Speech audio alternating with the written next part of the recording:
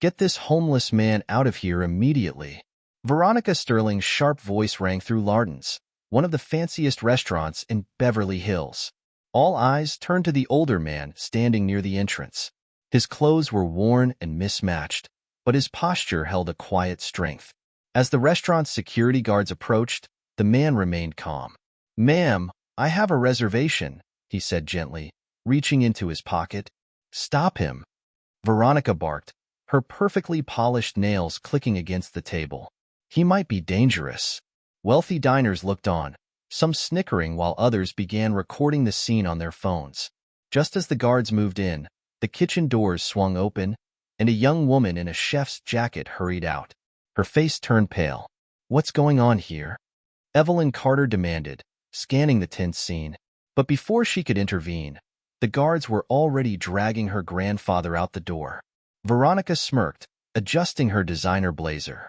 Little did she know, what happened next would redefine what it meant to be truly wealthy in Beverly Hills. In the dead of night, Martin Carter walked the quiet halls of a computer lab at IBM headquarters. It was 2 o'clock in the morning, and the massive machines hummed around him, their blinking lights casting faint glows. Martin paused to jot something into a battered notebook he always carried. "What do you think you're doing?" A sharp voice startled him. He turned to see Mr. Peterson, head of programming, standing in the doorway. "Sir, I wasn't tampering. I was just trying to learn," Martin explained nervously. "I've been studying programming at night school." Peterson sneered. "Men like you don't become programmers. Stick to mopping floors." He snatched Martin's notebook and tossed it into the trash. "And clean this place again. I can still see spots." That night, Martin returned to the cramped trailer he shared with his wife, Linda. She was still in her Woolworth's waitress uniform, carefully counting coins at the shaky kitchen table. "How much do we have?" Martin asked, dropping into a chair. "Almost enough for the next semester," Linda replied with a hopeful smile. But her eyes betrayed her worry. "We just need about $200 more." "Linda," Martin began hesitantly, "maybe we should give up. Mr. Peterson's right. Who am I fooling? I'm just a janitor." Linda stood abruptly, the chair scraping against the floor. She disappeared into their tiny bedroom and returned with a small velvet box. Inside was her grandmother's ring, the only valuable item she owned. "My grandma wore this through the Great Depression," she said, her voice steady. "She always told me that real wealth isn't in what you have, it's in who you are." She pressed the ring into Martin's hand. "Tomorrow, we're pawning this. You're finishing school." "Linda, no," Martin protested. "This is your family's legacy." "No," Linda corrected. "Our legacy will be proving that appearances don't define a person's worth." She placed a hand on his cheek. "One day, you'll show everyone, and you'll do it with kindness." Martin held the ring tightly, his eyes glistening. "I promise, Linda. One day, I'll make this right." Neither of them knew then that this small act of sacrifice would spark a movement that would ripple across Beverly Hills. For now, they clung to their dreams with calloused hands, surrounded by Linda's restaurant management textbooks and Martin's programming manuals. The same hands that scrubbed floors and served coffee would one day build something far greater than riches, a legacy of dignity. The steady beeping of a heart monitor filled the room. Linda Carter lay in bed, her once vibrant face pale against the stark white pillows. For months, she had hidden the severity of her illness from her family, not wanting to burden them. Martin sat at her side, holding her hand just as he had in the trailer park all those years ago. Their granddaughter, Evelyn, paced nervously in her chef's uniform, having rushed from work when the doctor called. "Evelyn, sweetheart," Linda said softly, "come here." Evelyn sat on the edge of the bed, blinking back tears. "Grandma, I'm quitting my job. I need to be here with you." Linda shook her head firmly. "You'll do no such thing. I didn't spend 40 years pouring coffee so you could give up on your dreams." She gestured toward an old cardboard box in the corner. Martin retrieved it, revealing Linda's collection of well-worn waitress aprons. "These aprons built our life," Linda said, brushing her fingers over the fabric. "Every coffee stain, every grease mark, they're not blemishes. They're badges of honor." Evelyn picked up one apron with the Woolworths logo. "I remember this one. You wore it when you taught me to bake apple pie. Linda smiled faintly. And now you're baking those pies in Beverly Hills' finest kitchens. Promise me something, Evelyn. Promise you'll never forget where those recipes came from. I promise, Grandma, Evelyn whispered. Linda turned to Martin, her voice weaker now. I need 3 promises from you. Martin leaned closer. Anything. First, she said, keep living simply. Do not let money change you. Second, help others quietly. The best giving is done in secret. And the third? Martin asked, his throat tight. When the time comes, stand up against injustice. Not with anger, but with dignity. The way we've always done things. I promise, Martin said, though he did not fully understand. Linda reached into the box again, pulling out her newest apron. Evelyn, this is for your future restaurant. The one you'll open someday. Grandma, I can't afford a restaurant, Evelyn protested. Just focus on being the best chef you can be, Linda replied with a knowing smile. The rest will fall into place. As the night wore on, Linda's breathing became labored. Martin held her hand tightly, her final words echoing in his mind. People will judge you by your simple clothes and quiet ways. Let them. The best lessons come when people underestimate you. 2 years later, her words would resonate deeply as Martin faced one of the most humbling moments of his life. My love, sometimes the greatest acts of kindness come from moments of unkindness, Linda Carter had said. When Evelyn returned with coffee, Linda had drifted into a peaceful sleep she would never wake from. That night, she passed away quietly, leaving behind a legacy of love, dignity, and cryptic warnings about a future none of them could yet foresee. What no one in that hospital room knew was that Linda's parting words weren't random musings. They were seeds of change, carefully planted to spark a revolution in the heart of Beverly Hills. We are letting you go, the restaurant manager said. With the pandemic, we just cannot keep all our staff. Evelyn Carter stood in the empty kitchen where she had worked for the past 5 years, her dreams crumbling. Another casualty of COVID-19. She packed her knives in silence. Her phone buzzed, a text from her grandfather, Martin. Come over for dinner. I have an idea. That evening, sitting in Martin's modest apartment, Evelyn poked at her microwave dinner. All the restaurants are either closed or laying people off, she sighed. Maybe it is time to give up on being a chef. Martin set down his fork. Or maybe it is time to open your own restaurant. Evelyn laughed.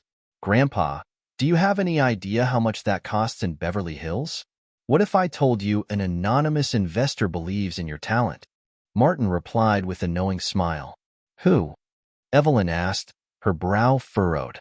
That is the point of anonymous, is it not? Martin said, focus on being the best chef you can be. The rest will sort itself out. 2 months later, Evelyn stood outside her own restaurant. Le Jardin was everything she had dreamed of, though she still wondered about the mysterious investor. You need a strong manager, her business advisor told her. Someone who knows Beverly Hills. Enter Veronica Sterling. Her resume was flawless, her references impeccable. What Evelyn did not know was that Veronica was living a lie. That evening, in her tiny apartment, Veronica counted the last of her money. A final notice for her electricity bill sat on the table. Her phone rang, a voice she had not heard in years. Hello, Veronica, the voice purred. Remember me from Woolworth's? Veronica's hand trembled. What do you want, Janet? I see you are managing that fancy new restaurant, Janet said. Quite a leap from waitressing. Does anyone there know about your past, or how you lost everything back in 2008? Leave me alone. $5,000, Janet replied, her tone cold. Or your secret comes out. Veronica checked her bank account, $342.17. She would have to choose between paying her rent or maintaining her image. At Le Jardin, Veronica transformed the restaurant into an exclusive haven for the wealthy. We need to maintain certain standards, she told Evelyn, turning away an elderly couple who had saved for months for their anniversary dinner. From the kitchen, Evelyn watched, her grandmother's words echoing in her mind.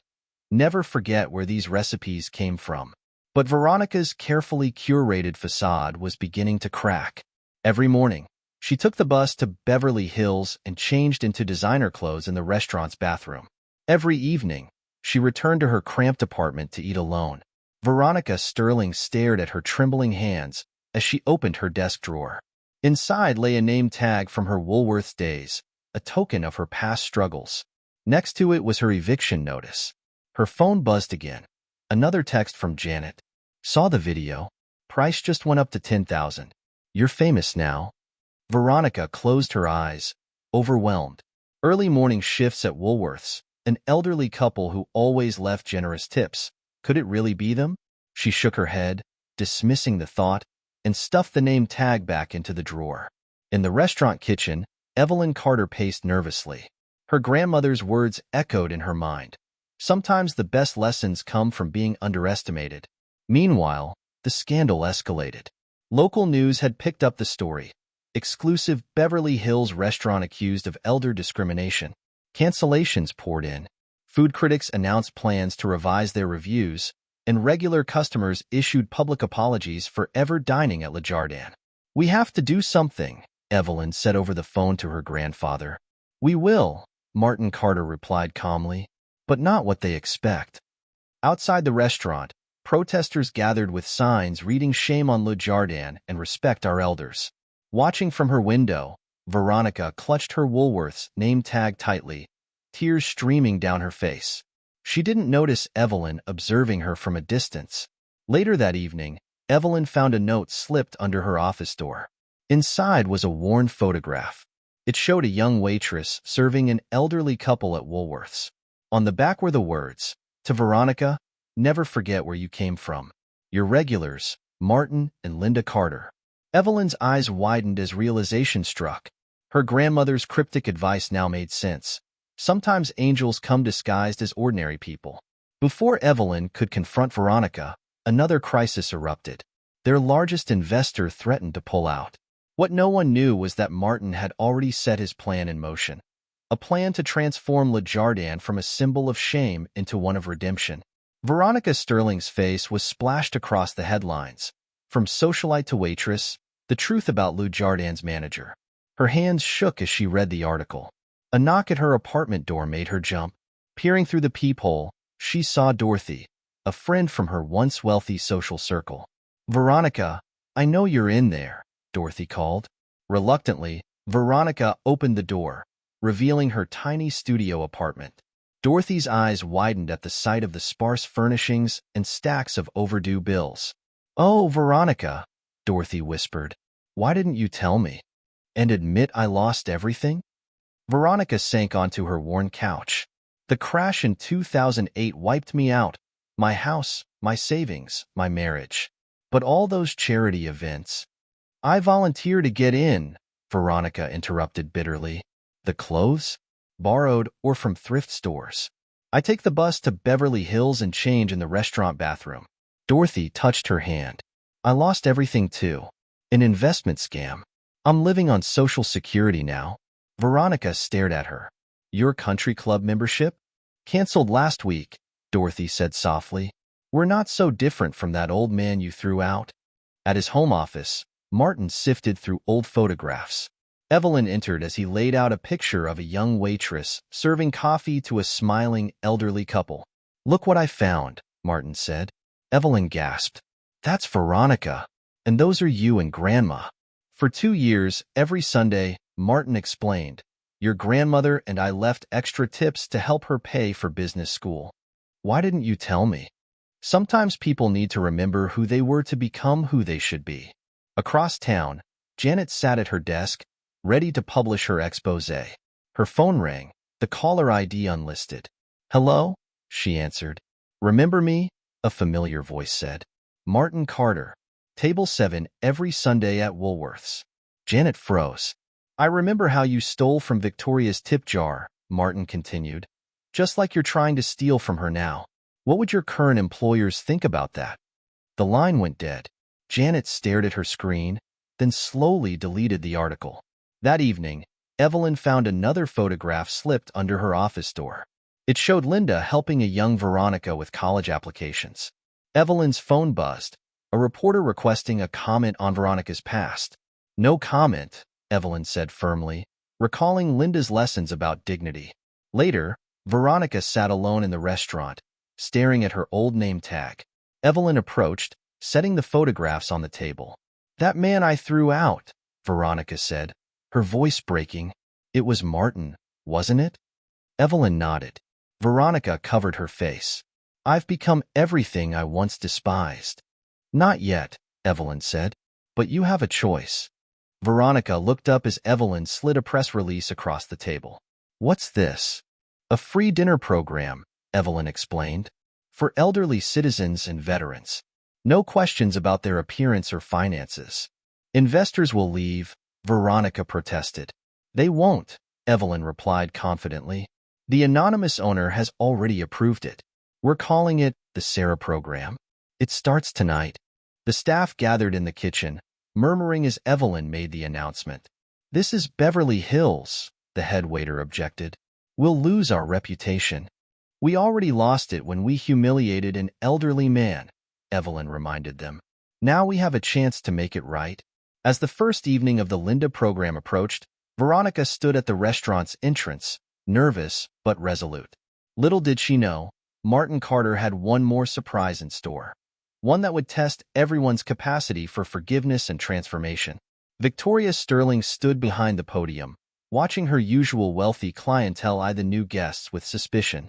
Then she saw her, Dorothy, her closest friend, once the epitome of wealth, now walked through the doors of Jardin wearing a simple dress, nothing like her usual designer outfits. "Table for one," Dorothy said quietly. Victoria froze, the weight of shame heavy in her chest. Summoning her composure, she led Dorothy to the best table in the house. "Right this way, madam," Victoria managed to say, her voice trembling. As Dorothy sat down, other diners turned to look. Some whispered, a few discreetly snapped photos, but the unexpected happened. As Dorothy ate, she began sharing her story with the nearby tables. Slowly, other diners started chiming in, recounting their own experiences of financial ups and downs. The kitchen doors swung open, and Evelyn Carter emerged, carrying a dessert she had created in her grandmother's honor. "Linda's Victory Apple Pie," she announced. "On the house." Evelyn placed a slice at every table. "This was my grandmother's recipe. She used to make it back when she worked at Woolworth's." As the evening progressed, more participants of the Linda program arrived. Each guest was treated with the same dignity as any other. Among them was a food critic, dressed in worn clothes. "I heard about your program," he said, revealing his identity to Victoria. "I wanted to experience it myself." Victoria's hands trembled as she led him to a table. The next morning, his review went viral. Jardin doesn't just serve food, it serves dignity. The Linda program transforms a meal into a reminder that we are all worthy of respect. 5 stars. Celebrities began arriving in simple clothes to support the cause. Social media exploded with praise. Yet not everyone was pleased. Wealthy regulars canceled reservations, and some staff threatened to quit. "We need to end this program," Victoria pleaded with Evelyn. "We're losing everything I built." "No," Evelyn replied firmly. "We're building something better." That evening, Dorothy returned, this time with 5 other former socialites who had lost everything. They sat together, sharing stories and tears. Victoria personally served them, finally understanding the lessons Linda had tried to teach her all those years ago at Woolworth's. As Dorothy handed back her empty plate, she grabbed Victoria's hand. "Thank you," she whispered, "for treating me like a human being." Victoria glanced at the framed photo of Linda on the wall. Memories of the woman who had helped her apply to college and believed in her when she was just a waitress flooded back. The restaurant was changing, but more importantly, so were hearts. What no one realized was that Martin Carter had been watching everything from afar. Phase 1 of his plan was complete. Now, it was time for Phase 2, a revelation that would leave Beverly Hills speechless. Victoria stared at the eviction notice taped to her apartment door. Final warning, 24 hours to vacate. Inside, she emptied her purse, $43 and some change. Her phone buzzed relentlessly with notifications about the Linda program's success, but her personal reality was unraveling. A knock at the door startled her. It was Evelyn. "You didn't show up for the staff meeting," Evelyn said, stepping inside. She froze as she took in the apartment.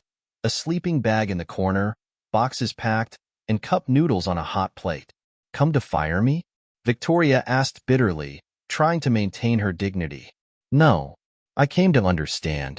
Victoria laughed, the sound hollow. Understand what? That the great Victoria Sterling lives like this? That I take 3 buses to work and change clothes in the restaurant bathroom? Why didn't you tell anyone? And admit I'm just like the people I've been turning away? Victoria sank onto her sleeping bag. Tomorrow, I'll be homeless. Like my grandfather, Evelyn said softly.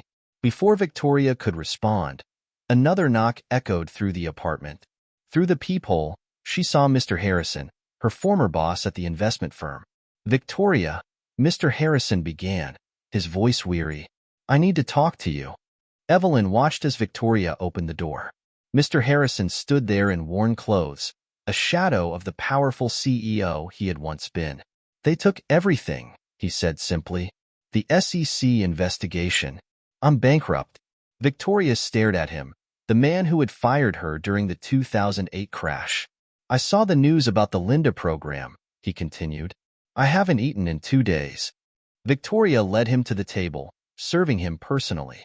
As she poured his water, her eyes caught a framed Woolworth's apron on the wall. She touched it gently, a memory hitting her. Linda Thompson adjusting her apron strings, teaching her the proper way to carry plates. You were a good waitress, Mr. Harrison said, following her gaze. Always treated everyone the same, rich or poor. What happened to me? Victoria whispered. The same thing that happened to me, he replied. We forgot where we came from. That evening, as Victoria prepared to leave for her soon-to-be-lost apartment, Evelyn stopped her. I convinced the owner to let you use the small room upstairs, Evelyn said, just until you find a new place. Why would you help me? After what I did to your grandfather. Because that's what my grandmother would have done. Victoria moved into the small room that night. On the bed lay an old photo album. Inside were pictures from Woolworth's, Victoria as a young waitress, Linda training her, and Martin leaving generous tips. She picked up a photo of herself smiling as she served an elderly couple. There was no trace of judgment in her expression. I remember that day, a voice said from the doorway. Victoria turned to see Martin Carter. She stood quickly, her heart pounding. You were saving for college, Martin said. Linda helped you apply. Mr. Carter, Do you know what Linda told me that day? Martin stepped closer. She said, that girl has a heart of gold. She just needs someone to believe in her. Years of pretense crumbled as Victoria began to cry. I'm so sorry, she whispered. I know, Martin replied softly. That's why we're going to help you remember who you really are. I saw the viral video, Richard said, his tone dripping with sarcasm as he sat at his table in Le Jardin. You throwing out that old man, then this dramatic turnaround. Very clever. He pulled out his phone, showing Victoria their old society photos. Remember when we were them? Before you lost all my money in bad investments? From the kitchen, Evelyn Carter watched the exchange unfold. Seeing the distress on Victoria's face, she stepped toward them, but Dorothy intercepted her. Richard, Dorothy said sharply, her voice cutting through the tension. Still blaming Victoria for your own failed investments? Richard's smirk faltered. Dorothy, I heard you're poor now too. How tragic. Actually, Dorothy replied, her tone icy, I've never felt richer. Victoria, we need you in the kitchen. Sarah's special is selling out. Victoria escaped to the kitchen, her breath shallow as she leaned against the wall. Evelyn found her there, clutching an old photograph. I found this in Sarah's album, Victoria said quietly, showing Evelyn the photo. It was of a younger Victoria with Sarah, both smiling brightly. Your grandmother helped me leave Richard. She even gave me money for a lawyer. You don't repay kindness with money, Evelyn said gently. You repay it by showing kindness to others. In the dining room, Richard's voice carried as he recounted Victoria's past to other customers, sowing seeds of doubt. Dorothy approached Victoria again, her expression earnest. There's something I never told you, Dorothy said softly. Years ago, when I lost everything, Linda helped me too. When she found out I was living in my car, she brought me food every day and never told anyone. She made me promise to help others when I got back on my feet. I failed that promise, until now. Victoria's hands shook as she straightened her apron. Taking a deep breath, she walked back into the dining room. "Richard," she said firmly, "you need to leave." "Or what?" Richard sneered. "You'll throw me out like that old man? I know you're living in a room above the restaurant. How far the mighty have fallen." "No, Richard," Victoria replied, her voice steady. "I haven't fallen. I've remembered who I am." She picked up a pot of coffee, just like she had in her Woolworths days. Would anyone like a refill? Around her, Linda program participants raised their cups, their expressions supportive. Richard stood frozen, his power over Victoria slipping away. "You'll regret this," Richard spat as he left. "The only thing I regret," Victoria said softly, "is forgetting where I came from." After Richard stormed out, Dorothy approached Victoria with an envelope in her hand. "I think this is for you," she said. Inside was a letter from Linda, dated just before her death. "Dear Victoria, if you're reading this, you've remembered your true self, the girl who served coffee with a smile and treated everyone like they mattered. Keep that spirit alive. It's worth more than all the wealth in Beverly Hills." Victoria's eyes filled with tears. "Your grandmother knew this would happen," she said to Evelyn. Evelyn smiled. "She knew a lot of things, including who would help you find your way back." The letter ended with one more line: "P.S. When you're ready, Marcus will show you the way." Le Jardin buzzed with excitement during its first anniversary celebration. The dining room was packed, a mix of wealthy regulars and Linda program participants. Cameras lined the walls, ready to capture the moment the restaurant's mysterious owner would finally be revealed. Victoria stood in front of the mirror in her small upstairs room, holding her resignation letter. Despite the program's success, the shame of her past actions still haunted her. A knock at the door startled her. "Victoria," Evelyn called. "It's time." In the dining room, Victoria approached the microphone, her hands trembling. "Before we begin," she said, her voice quivering, "I have something to say." She held up her resignation letter. "After what I did, I don't deserve." Actually, a familiar voice interrupted. "I'd like to speak first." The room turned as Martin Carter walked to the front. He was no longer the man humiliated months ago, but one who commanded the room's attention. "Many of you know me as the homeless man thrown out of this restaurant," Martin began. "Some of you recorded it on your phones." The room fell silent. "What you don't know is that I'm the owner of Le Jardin." Gasps rippled through the crowd as cameras flashed. Victoria felt her knees weaken. "But this isn't about me," Martin continued. "It's about my late wife, Linda. She was a waitress at Woolworths, just like Victoria Sterling used to be." Victoria's eyes widened in shock. He had always known. 40 years ago, Linda and I were poor," Martin explained. "She worked double shifts so I could study programming. One of her trainees was a young girl named Victoria who was studying business at night school." He held up an old photograph. This was taken the day Victoria was accepted to college. The photo showed a beaming Victoria embraced by Linda. "Life took many turns," Martin said. "Victoria succeeded, then lost everything in 2008. Instead of reaching out, she built walls and started judging others the way she feared being judged." Tears streamed down Victoria's face as Martin turned to her.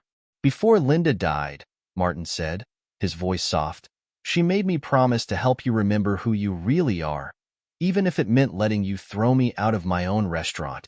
The room erupted in murmurs. "You planned this," Victoria whispered. "Linda did," Martin replied. "She knew you needed a wake-up call." Evelyn stepped forward, carrying a box. Inside was Victoria's old Woolworths uniform. "My grandmother kept this," Evelyn said. "She wanted you to have it back when you were ready." Victoria touched the uniform, her voice shaking. "I forgot who I was," she admitted. "I spent years pretending to be someone else, judging others the way I feared being judged." She straightened her shoulders. "But Linda never gave up on me, and now I'll never give up on others." Martin raised his glass. "To Linda's legacy, and to Victoria, who found her way home." As the evening drew to a close, Martin led the crowd to a special corner of the restaurant. A single table stood apart, and above it hung Linda's first Woolworths apron. "This is Linda's table," Martin announced. "A place where anyone can eat, regardless of their ability to pay. No questions asked. No judgments made." Victoria stepped forward. "I'd like to serve this table every day." Critics were quick to call the initiative a publicity stunt. But as stories poured in, of a retired teacher, a struggling veteran, and a former executive, Linda's table became a beacon of dignity. A wealthy regular approached Victoria, frowning. "This is terrible for our image," they complained. "We're leaving for good." Victoria smiled softly. "We'll be just fine." "I understand," Victoria replied as she poured coffee for an elderly man at Sarah's table. "But we can't put image above humanity anymore." The restaurant's high society clientele began canceling their memberships, yet for every wealthy client who left, 10 new customers arrived. Emily worried about the financial strain this shift could cause, but Martin Carter remained calm. "Your grandmother always said true wealth isn't in your wallet," he reminded her. Victoria soon faced her biggest test yet. Her ex-husband, Richard, returned, this time with a group of wealthy investors. "We're prepared to offer you $50 million for Le Jardin," Richard announced, his voice oozing with self-importance. "This charity act has gotten enough publicity. It's time to return to proper business."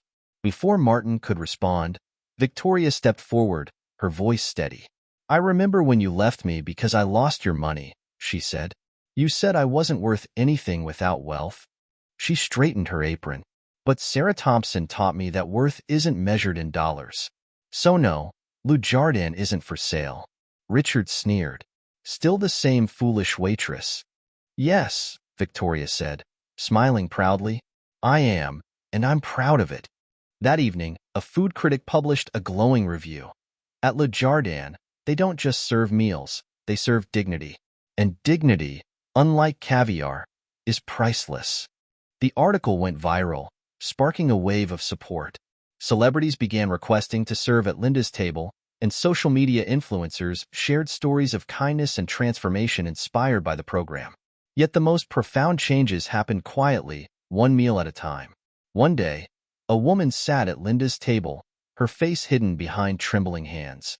Victoria recognized her, a former socialite who had once attended Victoria's lavish parties. "I lost everything," the woman whispered. Victoria poured her coffee and replied softly, "No, you just forgot what real wealth looks like. I did too once." From the kitchen, Emily watched as Victoria served table after table. Her movements carried the same grace she'd shown as a young waitress at Woolworth's, her smile genuine and warm. Dorothy joined her. "You know what your grandmother told me once?" she said. "She said Victoria would find her way back. That sometimes you have to lose your way to find your true path." In the doorway, Martin stood quietly, observing the scene. Linda's vision was becoming a reality, but in a way none of them had expected. The wealthy clients who had once left the restaurant in protest began to return, not for exclusivity, but for something they had long forgotten in their privileged lives: connection. Real, human connection. One evening, a reporter asked Victoria about her transformation from a disgraced manager to a beacon of hope. "I didn't transform," she replied, pouring coffee at Linda's table. "I remembered. There's a difference." As she spoke, an elderly couple entered the restaurant, their hesitation evident. Victoria greeted them with a warm smile. "Welcome to Le Jardin," she said. "Let me tell you about the amazing woman this table is named after." The restaurant's success expanded far beyond Beverly Hills. News outlets began referring to it as the Dignity Revolution. Other restaurants across the country adopted the Sarah program, and celebrities competed for the honor of serving at Sarah's table. But the success came at a cost. Emily sat in her office one evening, staring at her medical test results. Fatigue, stress, concerning blood work. "You need to slow down," her doctor had warned. "The restaurant's success is taking its toll." A knock at the door interrupted her thoughts. Martin entered, his expression filled with concern. "You look just like her," he said softly. "Working too hard, just like Sarah did." "Grandpa," Emily replied, shaking her head. "We have 3 more restaurants wanting to franchise, speaking requests, a book deal about the program. I can't slow down now." Martin sighed heavily. I've been thinking about selling part of the business. What? No. Emily interrupted. Don't use Grandma to make me feel guilty. Before the argument could escalate, Victoria burst in, waving a newspaper. You won't believe who's here, she exclaimed. She stopped, sensing the tension in the room. What's wrong? Emily quickly slid the medical results aside. Nothing. Who's here? Victoria smiled. Remember the people from the trailer park? The ones who helped your grandparents? They're all at Sarah's table. In the dining room, a group of elderly people sat at the large table, their faces weathered but familiar. We've been saving up for months to come here, one man said.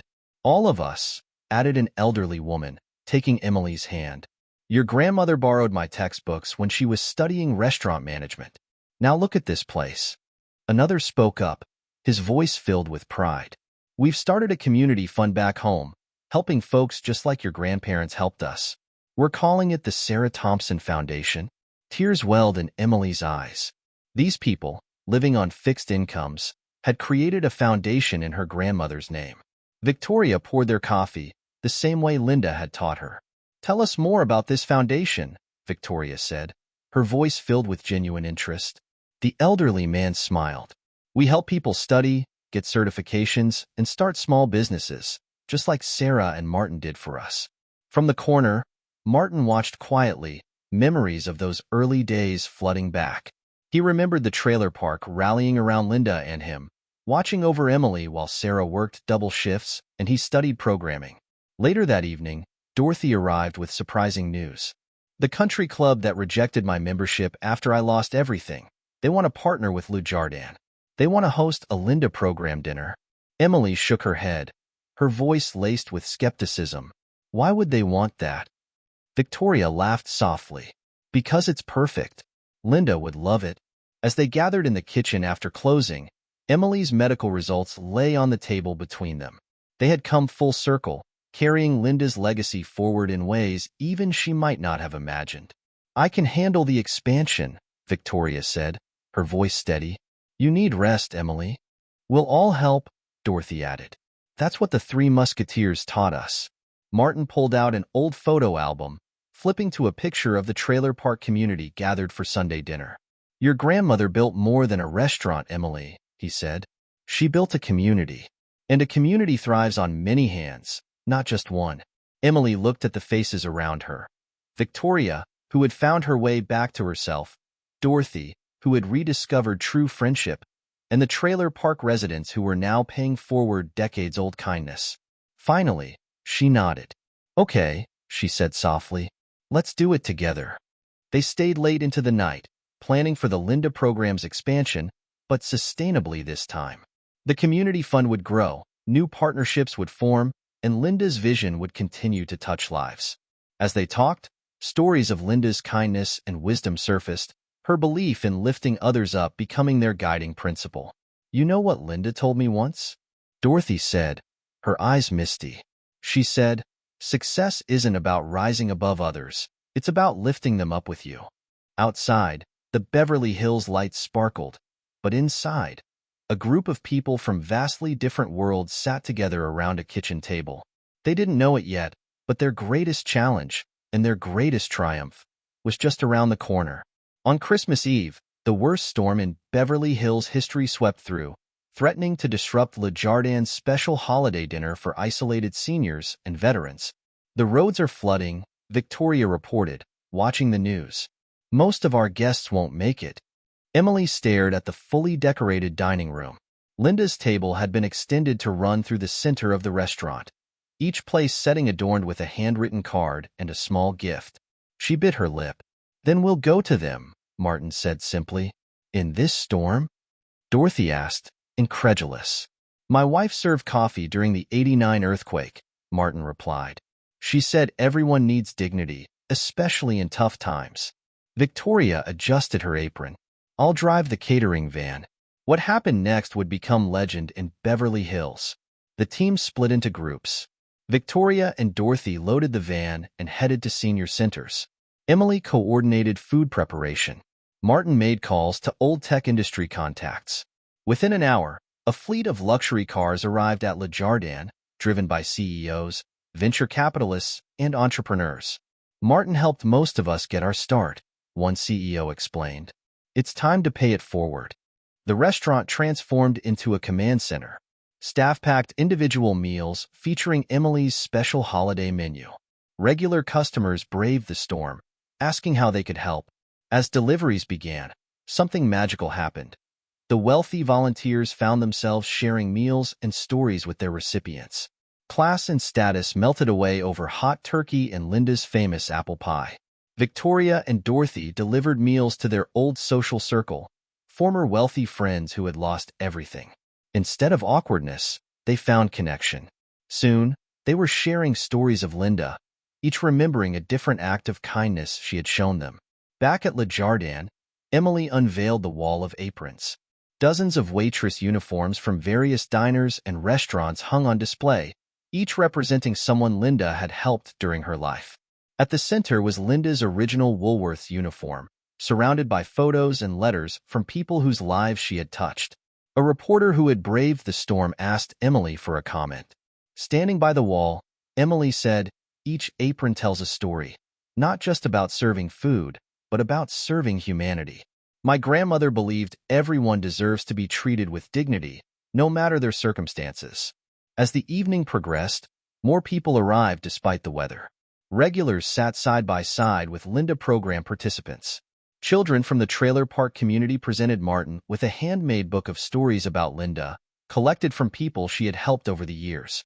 Later that evening, Martin gathered everyone around Linda's table for a final surprise. From a worn wooden box, he pulled out Linda's diary. His voice was thick with emotion. "I've been waiting for the right moment to share this," he said. The diary contained detailed plans, not just for Le Jardin but for a nationwide movement. Linda had spent her final years envisioning a revolution in how the restaurant industry approached social responsibility. "Look at this date," Martin said, pointing to one entry. She wrote this the day after Victoria started at Woolworths. The entry read, "Met a young waitress today. She reminds me of myself, proud, determined, a bit lost. Someday, she'll help prove that true class has nothing to do with money. Just watch." Victoria read the words through tears. Linda had seen something in her that she had long forgotten about herself. As the storm cleared, the delivery teams returned, bringing stories that touched everyone's hearts. CEOs had washed dishes for elderly veterans. Socialites had shared pie with former housekeepers on worn couches. Real connections had been forged. Dorothy stood to make an announcement.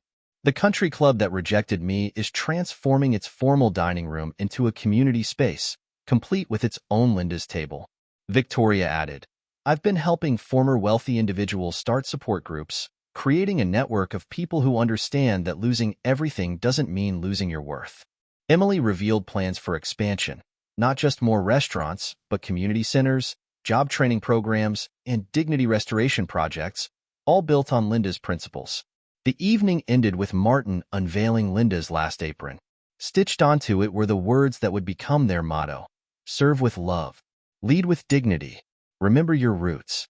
The group stood together, wealthy and poor, famous and forgotten, servers and served. They realized that Linda's true legacy wasn't just about food or programs. It was about remembering our shared humanity. As Christmas morning dawned, Emily found Martin sitting at Linda's table, holding the final page of her diary. Linda had written, "To my dear Emily, someday you'll run this restaurant, and you'll face a choice. Choose dignity